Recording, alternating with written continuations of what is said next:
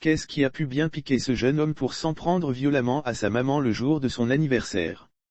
Bien malin, celui qui pourra le dire à cette étape de l'enquête où tous les riverains du quartier de Yopougon-Kouté se posent des questions.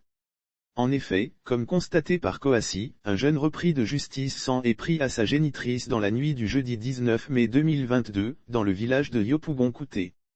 Ce jour du drame, marquant la date anniversaire de naissance de la mère, elle ne pouvait pas s'imaginer que son fils allait commettre l'irréparable.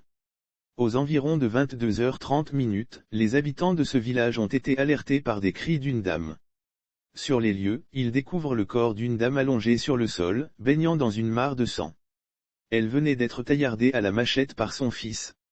À propos de son fils, nous ne savons pas exactement ce qui s'est passé, mais ce sont des cris de pleurs qui nous ont alertés.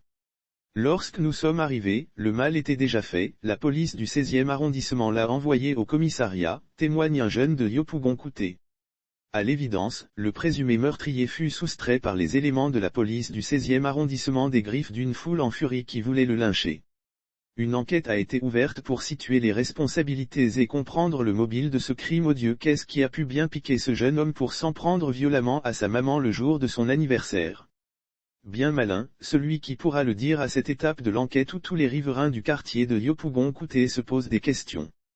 En effet, comme constaté par Coassi, un jeune repris de justice s'en est pris à sa génitrice dans la nuit du jeudi 19 mai 2022, dans le village de Yopougon-Kouté. Ce jour du drame, marquant la date anniversaire de naissance de la mère, elle ne pouvait pas s'imaginer que son fils allait commettre l'irréparable. Aux environs de 22h30, les habitants de ce village ont été alertés par des cris d'une dame. Sur les lieux, ils découvrent le corps d'une dame allongée sur le sol, baignant dans une mare de sang. Elle venait d'être taillardée à la machette par son fils.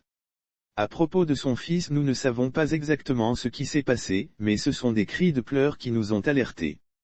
Lorsque nous sommes arrivés, le mal était déjà fait, la police du 16e arrondissement l'a envoyé au commissariat, témoigne un jeune de Yopougon-Kouté. À l'évidence, le présumé meurtrier fut soustrait par les éléments de la police du 16e arrondissement des griffes d'une foule en furie qui voulait le lyncher. Une enquête a été ouverte pour situer les responsabilités et comprendre le mobile de ce crime odieux.